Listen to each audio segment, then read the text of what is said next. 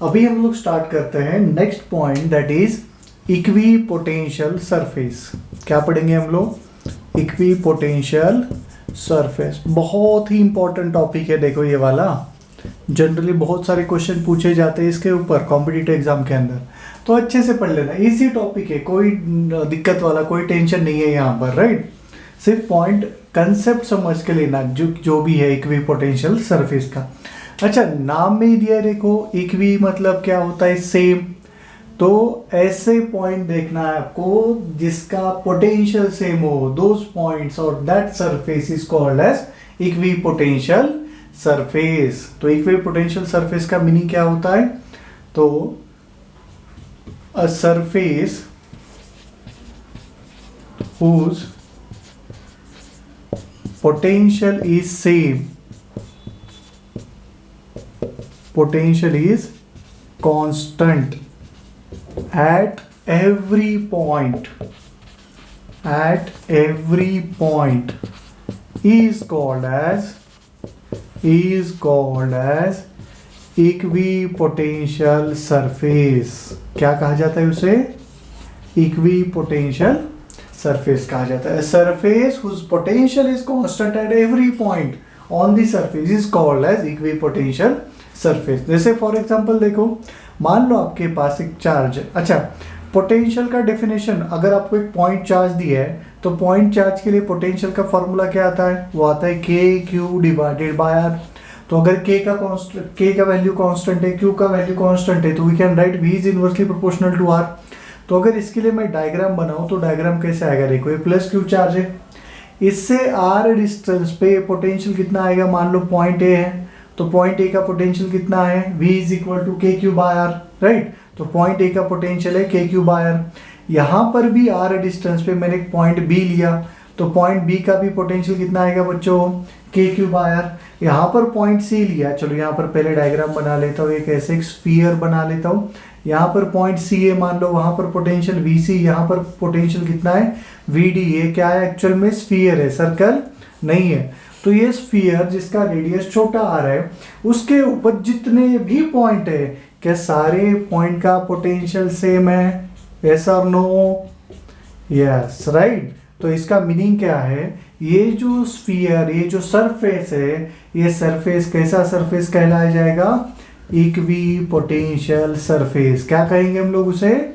Equi potential surface, क्योंकि उसके ऊपर जितने भी पॉइंट है, सारे पॉइंट का पोटेंशियल क्या है? सेम है, राइट। तो एक पॉजिटिव, एक चार्ज के लिए इक्वी पोटेंशियल सरफेस मतलब क्या बनता है? स्फीयर बनता है। आगे समझ में? चलो नेक्स्ट पॉइंट पे आते हैं। अभी इक्वी पोटेंशियल सरफेस अलग अलग बॉडीज के लिए कैसा आएगा एंड इसके प्रॉपर्टीज पढ़ेंगे हम लोग। इसके प्रॉपर्टीज के ऊपर डायरेक्ट क्वेश्चन आता है, लिखो property number 1। Equipotential surface का property number 1 and most important property, work done to move a charge on equipotential surface, on equipotential surface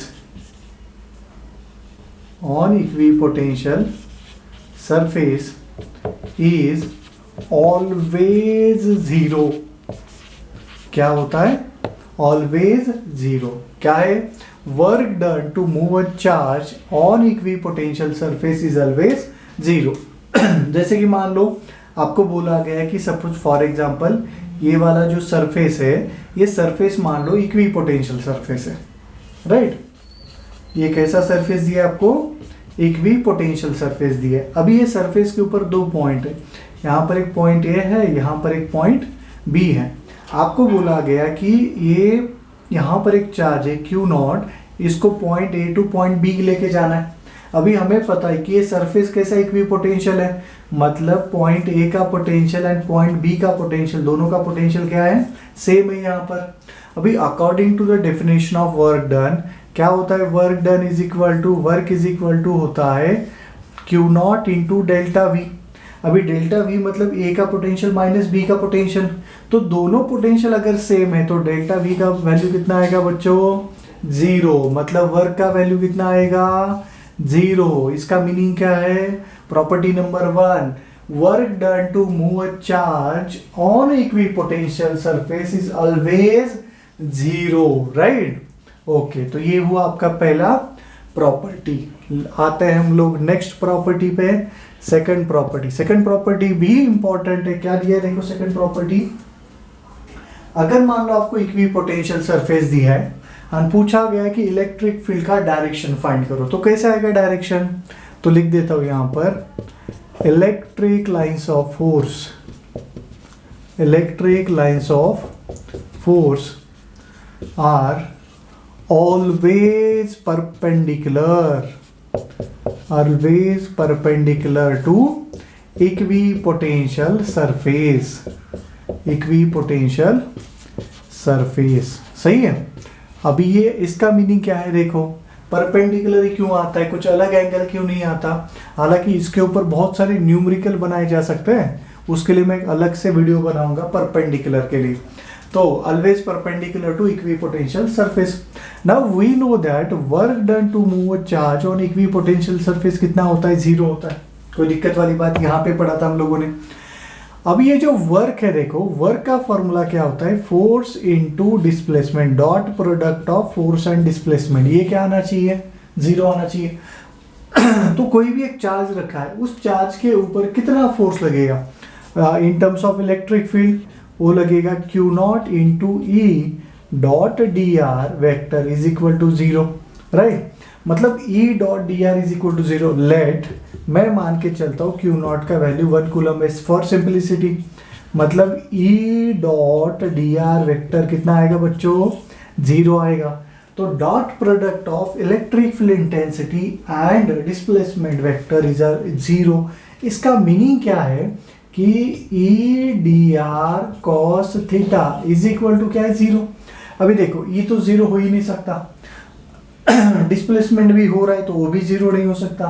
बचा कॉस थीटा क्या होना चाहिए? 0। तो कॉस थीटा का वैल्यू है 0। अच्छा, मतलब थीटा कितना होना चाहिए? 90 डिग्री। थीटा क्या होना चाहिए? 90 डिग्री। अच्छा, ये 90 डिग्री है तो what is theta? Theta is angle between E and delta R. Delta R मतलब ये दोनों के बीच का डिस्प्लेसमेंट, तो डिस्प्लेसमेंट हो रहा है ऐसे, राइट? एंड बोला गया है कि ई एंड डेल्टा आर के बीच का एंगल कितना है? 90। तो ये डिस्प्लेसमेंट ऐसे है 90, मतलब ई कैसा आना चाहिए? ऐसे। तो इसका मीनिंग क्या है? Electric lines of force are always perpendicular to the equipotential surface, right? चलो लिखो। नेक्स्ट पॉइंट पे आते हैं हम लोग। ये हुआ आपका कुछ बेसिक प्रॉपर्टी जिसके ऊपर ऑब्जेक्टिव क्वेश्चन बनाए जा सकते हैं। उसके बाद थोड़ा सा पॉइंट चार्ज के लिए, बाद में डाइपोल के लिए, बाद में 2 सेम चार्ज के लिए, इनफाइनाइट शीट के लिए, सबके लिए देखेंगे इलेक्ट्रिक इक्विपोटेंशियल सरफेस कैसे आता है। लिखो point number 3, equipotential surface for point charge. किसके लिए देख रहे हैं हम लोग?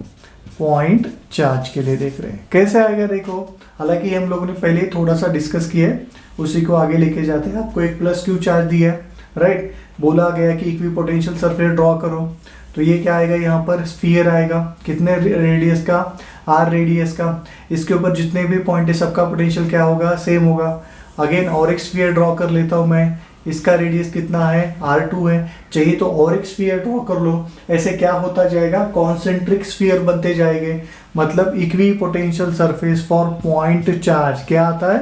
Concentric spheres. क्या आएंगे? कॉन्सेंट्रिक स्फीयर आएंगे, राइट? मतलब ये इसके ऊपर के जितने पॉइंट है सबका पोटेंशियल V1 है, इसके ऊपर के जितने पॉइंट है सबका पोटेंशियल V2 है। और एक पॉइंट समझ के लेना यहाँ पर कि अंदर वाला जो स्फीयर है सबका पोटेंशियल V1 है, तो ये अंदर वाले स्फीयर के जितने पॉइंट है सारे इक्विपोटेंशियल पे है, बाहर वाले स्फीयर के जितने पॉइंट है सारे इक्विपोटेंशियल पे है। बट अंदर वाला स्फीयर एंड बाहर वाला स्फीयर एक दूसरे का इक्वी पोटेंशियल नहीं है, दोनों का पोटेंशियल क्या है, अलग अलग है। एंड यहाँ पर V1 एंड V2 का वैल्यू क्या है बच्चों, A आएगा। V1 is greater than V2 because V is equal to K cube R ना, तो R जिसका छोटा होगा V उसका ज्यादा होगा। तो ये दोनों एक दूसरे के इक्वल नहीं है, राइट। बट इसके ऊपर जितने भी पॉइंट है सरफेस 1 के ऊपर, सबका पोटेंशियल कितना आएगा, V1 आएगा। कितना आएगा, V1, राइट। सरफेस 2 के ऊपर जितने भी पॉइंट है सबका पोटेंशियल कितना आएगा, V2 आएगा। मतलब वो इक्वी पोटेंशियल सरफेस है। अभी आते हैं हम लोग थोड़ा सा इलेक्ट्रिक लाइंस ऑफ फोर्स पे। Now we know that angle between electric lines of force and equipotential surface is always 90 degree. हालांकि आपके पास प्लस क्यू चार्ज है तो प्लस क्यू के लिए इलेक्ट्रिक लाइंस ऑफ फोर्स कैसे होगा, ऐसे आएगा, moves away from the surface. या ऐसा electric lines of force start from positive charge and and on negative charge. तो ये देखो ये कुछ ऐसे आएगा। और यहाँ पे देखना ये एंगल कितना बना रहा है, हर जगह पे 90 डिग्री एंगल बना रहा है। कोई दिक्कत, बहुत बढ़िया। चलो ये हुआ आपका पॉइंट चार्ज के लिए। अच्छा अगर आपको मान लो 2 पॉइंट चार्ज दिए, 2 पॉजिटिव चार्ज दिए, equi potential surface, equi potential surface for 2 positive charges, even negative भी ले सकते हो, कोई दिक्कत वाला बात नहीं है, बट दोनों भी सेम लेना। पहले पॉइंट नंबर 4 सेम के लिए डिस्कस करेंगे, बाद में अलग अलग के लिए डिस्कस करेंगे। तो आपके पास 2 चार्ज है, यहाँ पर एक चार्ज है मान लो प्लस, यहाँ पे एक चार्ज है वो भी कैसा है, प्लस। अभी आपसे बोला गया कि इसका इक्वी पोटेंशियल सरफेस ड्रॉ करो। Now we know that electric lines of force start from positive, तो ये इलेक्ट्रिक लाइंस ऑफ फोर्स ऐसे निकलने वाला इधर, राइट। ये इधर जाएगा तो ऐसे जाएगा, ये ऐसे जाने वाला है। बाद में क्या होगा, ये यहाँ से निकलेगा तो ये जाएगा ऐसे, ये जाएगा इधर, ये इधर, राइट। ये तो हम लोगों ने इलेक्ट्रिक लाइंस ऑफ फोर्स के अंदर देखा ही था। अभी इसके लिए इलेक्ट्रिक पोटेंशियल कैसे ड्रॉ करें, तो अगर इसके पास में देखा जाए ना तो यहाँ पे सिंपली एक कॉन्सेंट्रिक स्फीयर्स बनते हैं। अगर पास में देखा जाए electric potential, equi potential surfaces कैसे आते हैं, कॉन्सेंट्रिक स्फीयर। अगर इससे दूर चले जाओगे ना, तो दूर चले जाओगे तो कैसा है, देखो यहाँ पर अभी ये चार्ज का इलेक्ट्रिक लाइंस ऑफ फोर्स तो इधर जा रहा है ना, और हमेशा इक्वी पोटेंशियल सरफेस एंगल कितना बनाता है, 90 डिग्री। तो अगर मैं इसका इक्वी पोटेंशियल का रेडियस बढ़ाता जाऊंगा तो ऐसा स्फीयर बनेगा कि वो यहाँ पर इस लाइन के साथ इंटरसेक्ट नहीं होगा। As electric lines of force do not intersect, equipotential surface भी इंटरसेक्ट नहीं होगा। तो आप लोग ऐसे ड्रॉ नहीं कर सकते, सर ये वाला एक ले लो इक्वी पोटेंशियल और ये एक ले लो, क्योंकि वो पॉसिबल नहीं है। तो फिर कैसा होगा, तो ये आएगा, देखो ये कुछ ऐसे आता है, अप्रोक्सीमेटली बना रहा हूँ मैं, ये कुछ ऐसे आता है, ये कुछ आपका ऐसे आएगा, एंड ये यहाँ पर आपका ये मतलब कुछ ऐसे होगा, यहाँ पर ये कुछ ऐसे आएगा, ये कुछ ऐसे आएगा। हमेशा देखो हर पॉइंट पे इलेक्ट्रिक लाइंस ऑफ फोर्स कितना एंगल बनाएगा, 90 डिग्री एंगल बनाएगा। किसके साथ, इक्वी पोटेंशियल के साथ। ये एंगल कितना होना चाहिए, अभी डायग्राम में आपको थोड़ा सा क्लियरली दिखाई नहीं देगा 90 डिग्री, बट एक्चुअल में कितना एंगल होता है, 90 डिग्री होता है। आ गया समझ में, राइट। तो ये था आपका electric equi potential surface for 2 positive charges. अभी देखते हैं हम लोग, अगर मेरे पास 2 नेगेटिव चार्ज है, एक पॉजिटिव है एक नेगेटिव है, नेगेटिव के दोनों नेगेटिव है तो ऐसे ही आएगा। बट अगर एक पॉजिटिव और एक नेगेटिव दिया है तो उसके लिए कैसे सॉल्व करें, चलो देखते हैं।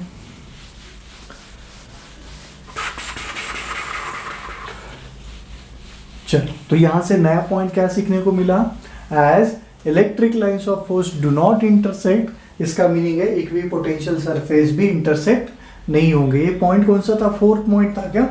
अभी देखते हैं 5th point, that is equi potential surface, equi potential surface for opposite charges. मतलब ही क्या होता है, डाइपोल होता है ना, तो डाइपोल के लिए हम लोग लिखेंगे। तो देखो आपके पास एक है पॉजिटिव चार्ज, एक है आपके पास नेगेटिव चार्ज। तो पहले इसका इलेक्ट्रिक लाइंस ऑफ फोर्स बना, electric lines of force start from positive and on negative, तो ये ऐसा आएगा, ये ऐसा आएगा। बाद में ये चला जाएगा इधर, ये वाला चला जाएगा इधर, ये वाला इधर, बाद में इसके लिए इधर आएगा, ये वाला लाइंस इधर, ये वाला लाइंस इधर। सही है।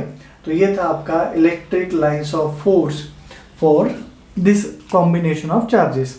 अभी क्या है देखो, मैक्सिमम लाइंस तो यहाँ पर है, मैक्सिमम लाइन यहाँ पर है, मतलब यहाँ पर क्या होगा, यहाँ पर क्या है, लाइंस कम है, मतलब यहाँ पे इलेक्ट्रिक फील्ड इंटेंसिटी ज़्यादा है, यहाँ पर इलेक्ट्रिक फील्ड इंटेंसिटी कम है, यहाँ पर इलेक्ट्रिक फील्ड इंटेंसिटी ज़्यादा है, यहाँ पर इलेक्ट्रिक फील्ड इंटेंसिटी कम है।